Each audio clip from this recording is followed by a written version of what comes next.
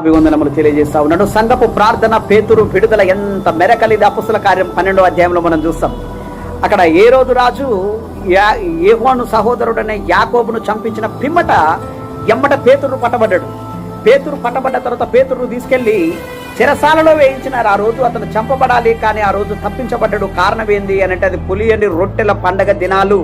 తర్వాత పస్కా పండుగ రాబోతూ ఉన్నది. పులియని రొట్టెల పండగ దినాలు గనక పేతురును చంపకూడదు, తర్వాత పస్కా పండుగ అయిపోయిన తర్వాత చంపాలనే ఏకైక నిర్ణయంతో అతను తీసుకుపోయి చెరసాలలో వేయించినారు. చెరసాలలో నుంచి పేతురు తప్పించకపోకున్నట్లు పేతురుకు ఎమ్మటే తన పక్కన ఒక బలిష్ఠుడైన 4 వ్యక్తులను తన కాపలగా పెట్టినారట. పస్కా పండుగ రానే వచ్చింది. తెల్లారి ఉదయం లేవగానే పేతురు సభ దగ్గరికి వెళ్ళాలి, ఏ రోజు దగ్గరికి వెళ్ళాలి, అక్కడ చంపబడతాడు. కానీ ఆ రాత్రి ఒక గొప్ప మెరకలు జరిగింది. ప్రభు గొప్ప మెరకలు జరిగించాడు. కారణం ఏంటో తెలుసా? పేతురు ఎప్పుడైతే చెరసాలలో ఉన్నాడో పేతురు కోసము సంఘము అత్యాసక్తితో ప్రార్థన చేస్తూ ఉందట. మామూలుగా ఏదో ఆసక్తితో ప్రార్థన కాదు, అత్యాసక్తితో ప్రార్థన చేస్తుంది. ఎవరి కోసం? పేతురు కోసం. పేతురు విడుదల పొందాలని, పేతురు ఆ జైళ్ళ నుంచి, ఆ చెరసాల నుంచి విడిపించబడాలని ప్రార్థన చేస్తుంది. వీళ్ళు విశ్వాసం కలిగి ఉన్నారు. ప్రార్థన చేస్తే పేతురు విడిపించబడతాడని ఈ విశ్వాసం సంఘంలో బలంగా నింపబడి ఉన్నది. ఆ విధంగా పేతురు ఆల్రెడీ నింపినడు, వారికి ఫిల్ చేసినాడు. ఎందుకంటే దేవునికి అసాధ్యమైనది ఏది ఉండదనేది ఆ మాట వాళ్ళ హృదయంలో నింపబడ్డది, ఫిల్ చేయబడ్డది కనుక వాళ్ళ చెరసాలలో ఉన్నాడు పేతురు. మార్నింగ్ ఉదయం లేవగానే అతను పట్టబడాలి, చంపబడాలి.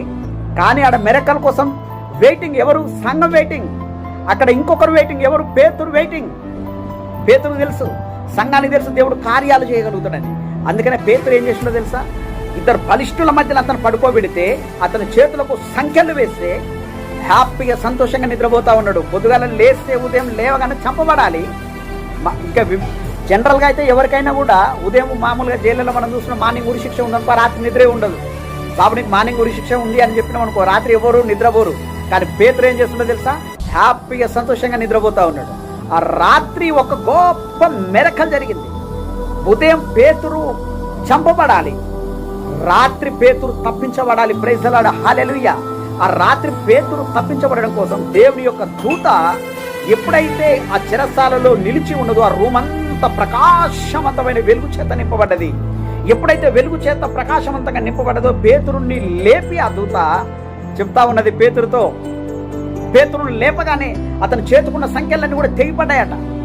ఎప్పుడైతే చేతుకున్న సంఖ్యలు తెగిపడ్డాయో దూత మాట్లాడుతూ ఉంది పేతురుతో, లే పేతురు, నువ్వు లేచి నీ నడుము కట్టుకో, చెప్పులు తొడుక్కో, నీ వస్త్రం పైన వేసుకో, నాతో పట్రా అని చెప్పేసి దేవుని యొక్క దూత పేతురును తీసుకొని చెరసాల నుంచి బయటకు వచ్చింది. ముందర ఉన్న కావలి వారు ఏం చేయలేకపోయినారు, పక్కనున్న పడుకున్న కావలి వారు ఏం చేయలేకపోయినారు, అక్కడ ఉన్న జైలు యొక్క తలుపులు ఏం చేయలేకపోయినాయి. అందులో నుంచి పేతురు సురక్షితంగా బయటకు వచ్చిన తర్వాత పట్టణం యొక్క గవిని దాకా పేతురుని దేవుని యొక్క దూత తీసుకొని వెళ్ళింది. ఆ గవిని దగ్గరికి వెళ్ళగానే ఆ గవినికి ఉన్న గేట్లు ఏ అయితే ఇనుప గేట్లన్నీ కూడా ఆటోమేటిక్గా తెరవబడ్డాయట దేవుని యొక్క దూత అక్కడ నిలబడ్డప్పుడు. అప్పుడు పేతురు అందులో నుంచి బయటికి వెళ్ళిపోయినాడు. Praise the lord, hallelujah. తప్పించుకున్నాడు. బికాస్ ఆఫ్ ఏంటి అనంటే కేవలం ప్రేయర్ ప్రేయర్ ప్రేయర్. ఎవరు చేసినారు ఈ ప్రేయర్? అత్యాసక్తితో సంఘం ప్రార్థన చేసింది. ఆ ప్రార్థన ఆ ఆత్మచేత నింపబడ్డారు వాళ్ళు. దానికి కారకులు ఎవరు అనంటే పేతురే. సంఘాలకు పేతురు చేసిన వాక్యము బోధించడం, సంఘాలలో ఆత్మచేత బలమైన సత్య సువార్తను ప్రకటించడం, తర్వాత వారికి ఒక విశ్వాసాన్ని బలంగా వాళ్ళ హృదయం లోతులోకి నింపడం.